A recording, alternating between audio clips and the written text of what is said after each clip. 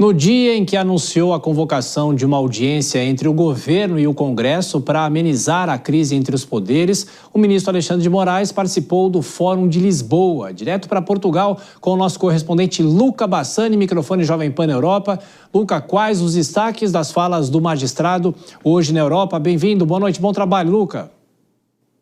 Boa noite a você, Thiago, a todos que nos acompanham. Hoje foi o terceiro e último dia da 13ª edição do Fórum de Lisboa, com a presença de muitas personalidades do mundo jurídico e político brasileiro, neste evento que também discute as grandes questões nacionais neste momento em que há uma tensão crescente entre os poderes. Hoje pela manhã nós escutamos também o próprio diretor-geral da Polícia Federal, Andrei Rodrigues, que falou sobre a internacionalização do PCC, algo que preocupa muitos portugueses, já que há também o recrutamento de criminosos aqui na Europa.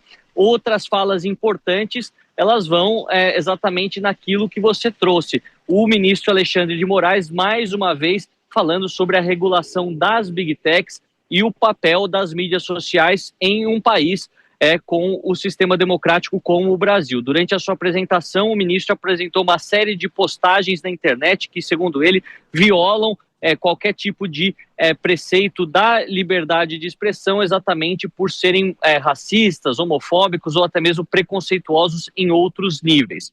O ministro também mostrou um vídeo dos atos de 8 de janeiro, o vandalismo dentro da cidade de Brasília, e mandou um recado para todas as Big Techs. Nós separamos, inclusive, um trecho da fala do ministro Alexandre, vamos acompanhar. Não se trata de forma alguma de atentar contra a liberdade de expressão, atentar contra a liberdade de manifestação. Se trata de fazer valer também para as redes sociais o binômio constitucional. Liberdade com responsabilidade. Tem liberdade para postar, para divulgar, só que terá responsabilidade também. O Supremo Tribunal Federal mostrou ao mundo que, pelo menos no Brasil, a internet não é uma terra sem lei. Neste mesmo dia, o ministro Alexandre de Moraes também acabou decidindo que o Supremo Tribunal Federal tomará uma posição de conciliador entre o Legislativo e o Executivo no que diz respeito ao IOF, algo que deverá acontecer no próximo dia 15 de julho e exatamente tentará apaziguar esses ânimos elevados entre os demais poderes da República, quando nós vemos mais uma vez uma questão sendo judicializada dentro do nosso país. Obviamente que outras personalidades do Legislativo estiveram aqui presentes hoje, seja a deputada Tabata Amaral, o deputado Orlando Silva, falando sobre a regulamentação das redes, projetos, PLs, que devem ser discutidas, sobretudo, antes das eleições de 2026, e também o senador Rodrigo Pacheco, que trabalhou bastante em relação a esta questão quando foi presidente do Congresso Nacional. Durante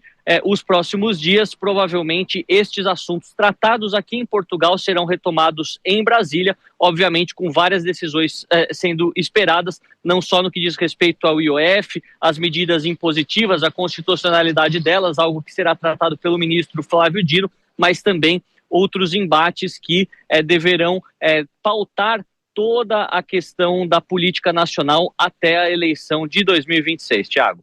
Clima quente na política, e só para a gente fechar, como é que está o clima aí em Portugal? Melhorou um pouquinho, amenizou um pouco ou não, Luca?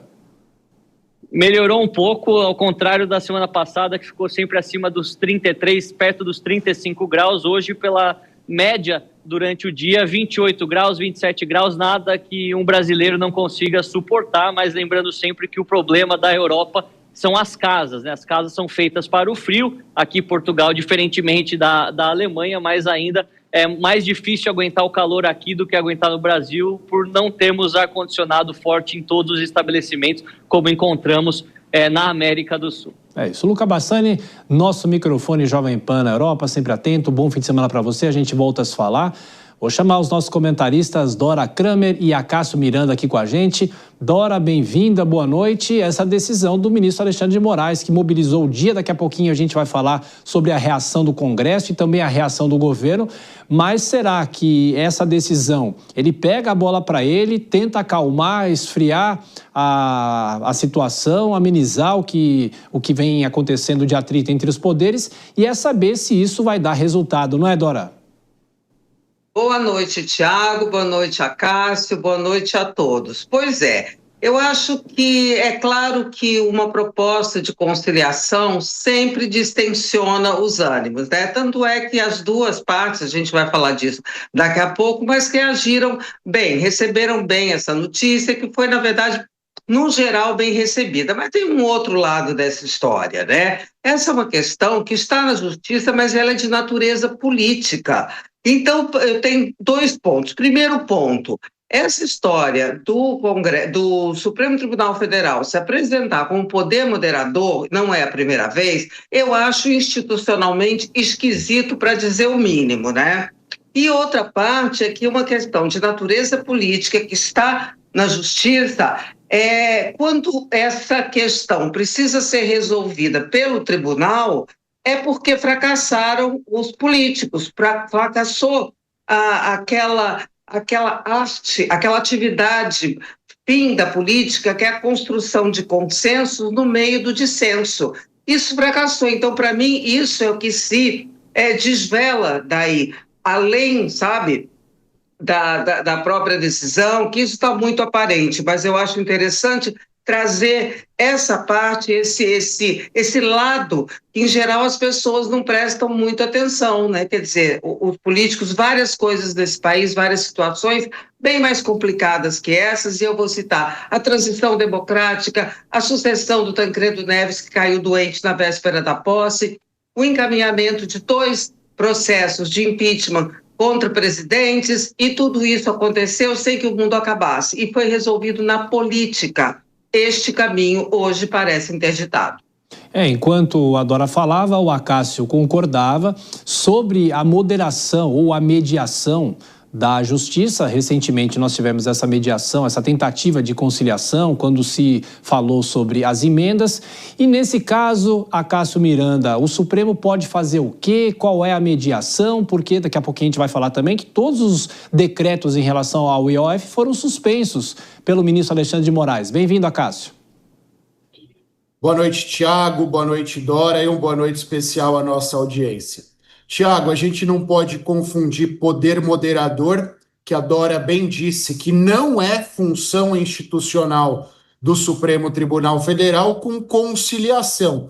A conciliação faz parte do dia a dia do judiciário, quando eles colocam 2 partes na mesa para que as partes cheguem a um consenso. Mas o que o Supremo está fazendo é moderar o conflito entre os outros 2 poderes. E essa não é uma função típica do Supremo, e a bem da verdade, a nossa Constituição não dá este papel a ninguém, até porque a harmonia entre os poderes exige que em determinados momentos eles discordem entre si, mas que eles cheguem, cada um dentro da sua função institucional, a um resultado melhor para a nossa sociedade. Mas eu acho que quem está aproveitando essa situação, apesar de tudo, é o próprio Supremo, porque o Supremo vê nesta hipótese não algo jurídico, mas uma oportunidade de limpar a sua barra, de limpar a própria imagem perante parte da sociedade. Nós sabemos que nos últimos tempos são muitas as críticas à atuação do Supremo Tribunal Federal, e o ministro Alexandre de Moraes, especialmente, está vendo que esse papel de conciliador pode render alguns elogios à Corte Constitucional. Então é óbvio que neste momento de falta de consenso para todos os lados, parecer ser o adulto da sala é importante para o Supremo. Então acho que até por isso eles entraram nessa confusão e estão levando ao máximo essa confusão. E para fechar essa nossa primeira discussão, Dora, daqui a pouquinho a gente vai saber a reação no Congresso. Você concorda com a Cássia? É uma tentativa, talvez, de melhorar a imagem do Supremo, e também tem aquela história, se você faz a mediação, você não toma a decisão, não julga, não analisa o que o governo está tentando com o Supremo e até os outros partidos, né? Pois é, porque o próprio ministro Flávio Dino, lembra, ele falou ontem mesmo, olha, juridicamente era uma questão para ser resolvida em 5 minutos, talvez um pouco mais, né, dada a complexidade do tema. Mas é o seguinte, é constitucional ou não é constitucional? Quem é que está com a razão? Se trata disso, né? Por isso que eu falei do poder moderador. E até, Cássio, usei assim, uma expressão, uma figura de linguagem, né? Porque realmente você tem razão, não é estrito sensu um poder moderador. Agora, concordo, não, mais do que concordo. Não tinha pensado nisso, viu, Cássio, dessa questão do Supremo, nessa altura, que realmente outro dia teve uma pesquisa do Datafolha que dava que a maioria da população tem vergonha dos poderes federais, legislativo, executivo e judiciário. Então, eu não tinha pensado nessa questão, acho que é um ponto importante, pode ser ter, sim, esse dado de repente, sai como essa figura que o Acácio usou, do adulto da sala. Vamos ver se é isso que a população está esperando, mas pode ser nisso que o Supremo esteja apostando.